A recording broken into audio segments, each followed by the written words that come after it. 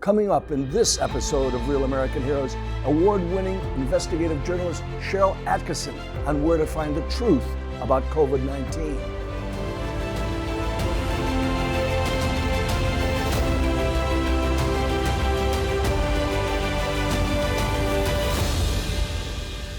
I'm Oliver North, and our guest today is Sharyl Attkisson, the host of Sunday's news program Full Measure, a 5-time Emmy Award winner and recipient of the prestigious Edward R. Murrow Award. For 30 years, Sharyl was a correspondent and anchor at CBS News, PBS, and CNN.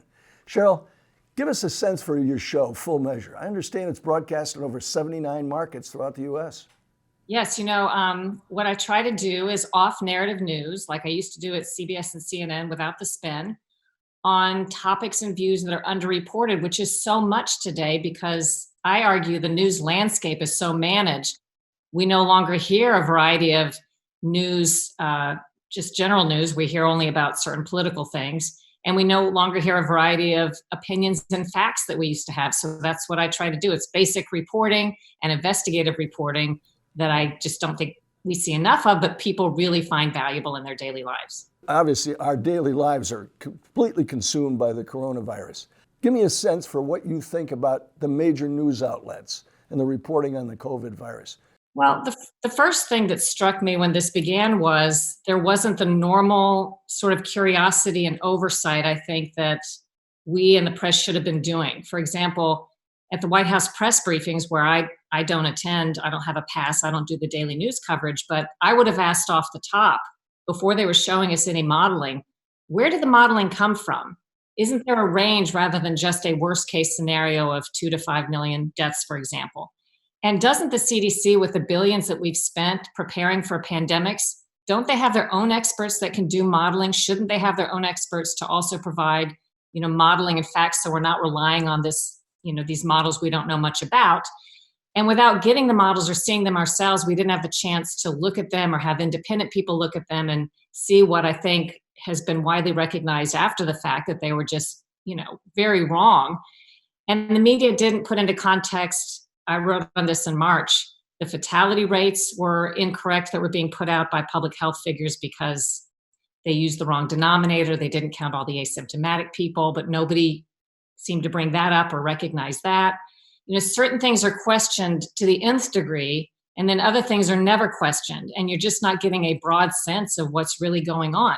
And then, number two, one thing that struck me is the press, and this is a symptom not just with coronavirus, acts as if they firsthand have knowledge. For example, they will say, this didn't start in a lab. Well, you can report as a journalist that certain experts say it didn't start in a lab, but journalists today go a step further and they just make that declaration. It didn't start in a lab, as if they've done the firsthand research. They say hydroxychloroquine is a dangerous drug. Instead of saying certain scientists or studies say X about it, they get very vested, they get very personal, they get very angry, and it starts to feel a lot more like propaganda. Well, on that particular issue, since I spent 13 months, my first tour overseas in the Western Pacific, and another one later, a few years later, in Vietnam, we took hydrochloroquine every single day for 395 days because we were over there for 13 months. Nobody, by the way, told us that we had to keep taking it after we got home for 6 weeks because you've still got the parasite that's trying to make its way through your body called malaria. I look at the kind of reporting that I listen to the same news you do, right? And of course, the reporting today is all about what the president said yesterday about the fact that he's taking it, and it's a dangerous thing. Hell, it wasn't so dangerous for all those Marines that I served with over there. I look at that kind of comment, not just on the mainstream media, but it's also in media platforms like Facebook, Twitter, and the social media. I guess the question I've got is, where are we headed in terms of acquiring information that's important to us? Do we go to mainstream media? Do we use computers? How do we find out what's going on? Well, it's very difficult, and I've written a lot about that. We're at a place where it's almost impossible to get an untainted and just factual view of the news and what's happening. With hydroxychloroquine, people can use their common sense and think, okay, it's safe for lupus and it's safe for malaria, but suddenly becomes extremely fatal when it knows you're using it for coronavirus. Obviously, People know that doesn't make sense, but that's what they're seeing on the news. And then the news reporters are just kind of carrying the line in many instances instead of thinking logically and getting a variety of opinions about this medicine. When I was a newspaper columnist, and I did that for 17 years, when I was a broadcaster on television, I had editors, I had fact checkers, I had, when we were doing documentaries, I did 102 hours of war stories and the combat reporting. All of that was going through at least a system, whether people agree with fair and balanced or not, but it was a system, people were checking the facts. And now I see that, if I put something up on Facebook, we have, 500 and some odd thousand folks following this broadcast up on Facebook. And if there's a fact that's wrong, they will take it down. And sometimes they'll come back to you and say, we shouldn't have taken that down.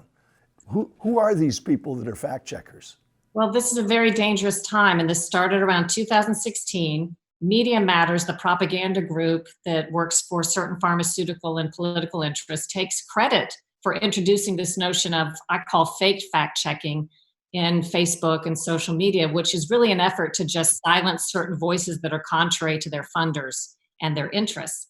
And so you have this managed news landscape. Not only is the news managed because it's been co-opted and taken over by these same interests, but when you get on social media, you can't even have a free flow of information. I'm afraid in 10 years, we're going to not even hardly remember a time when you could find almost anything on the web because it's going to be so carefully controlled. And, Facebook uses to pull off a documentary that Epic Times made about the Wuhan lab, purely factual, didn't draw any conclusions. They fake fact checked it because all of us who shared it were then flagged as a violator and fake fact sharers or fake news sharers. We're told, all our followers were told we share fake news. And when I dug into it, because there was nothing fake about the documentary, nothing untrue, Facebook had allowed a Wuhan scientist to fact check and take down and censor this documentary about the Wuhan lab. And you only find that out if you dig enough. You can't appeal to anybody. We did expose it. I wrote about it. And so there was some modification of that. But day to day, these social media companies are carrying the water of certain interests, allowing vested and conflicted interests to fake fact check information, to pull it off the web, information that is perfectly true or sometimes is a matter of opinion, which should be allowed in a free society, or is a matter that is not known, is a matter of evolving science and evolving information, but they just pull it down because they want you to stay stuck in whatever the narrative is about something. They don't want you to learn other information. They don't want you to see anything but that which they want you to see. So where should we go? What's a reliable, I'll use the words at Fox, fair and balanced? Where do we go to get reliable information, particularly about something like COVID-19? Well, I think everybody's looking for a place like that. And I'm not sure we have. What people do now is hunt and peck information gathering, meaning they don't watch a whole hour of news in most instances anymore. They don't read a newspaper from cover to cover or even on the website. They find reporters they trust on certain topics and they poke around. And that's about the best you can do right now. But I also, this doesn't necessarily help much in this case, I go to C-SPAN right now all the time because I want to watch an unfiltered event, a news conference or a hearing. And almost every time I do that, I have a different interpretation than the one that was fed to me on the news, which is pretty scary. I will also say for hydroxychloroquine, I only cover so much on my program, but if you go to fullmeasure.news, you can see the replay of that story that maybe the only one widely distributed that talks about what you'd call the other side, that had scientists who very much believe this drug should not be left behind. It's being studied in many institutions and by the National Institutes of Health right now as a possible preventive even, which could be huge if it works as a preventive. And nobody's saying, and I'm certainly not saying I know the answer as to whether it works or other drugs work better or some combination thereof, but can we not at least have the information to consider rather than journalists who don't know about it declaring off the top that this drug is dangerous and shouldn't be used? It's a dangerous time in terms of information. And I don't have a good answer as to one place you can go to get all of your unfettered facts and information. Cheryl, I've got 18 grandkids. At some point, I'll have some great grandkids. Wow. 50 years from now, when you're still around, I'll be gone. But what do you want my great grandkids to know about what you did in this extraordinary time in history? Well, I don't know where we will be. We will either be in a totally managed information landscape, even worse than today, or something will give and we will be back closer to where I think we were when the internet started, where most information was at our fingertips without as much manipulation. I'd like to think it's the latter. And if anybody ever looks back at my career in writings and says I played any small role in kind of exposing the need for that, I would love to be remembered that way, or to have some of my work remembered in that way. Terrific answer. Thank you, Sharyl, for joining us today. Thank you. And providing facts that our fellow Americans can use in these challenging times.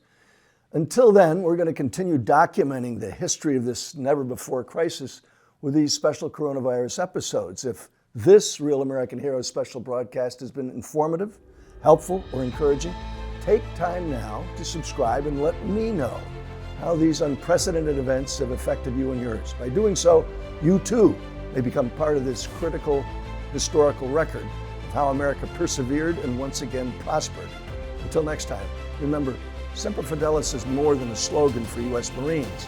Always faithful is a way of life. Now, America, press on, press on.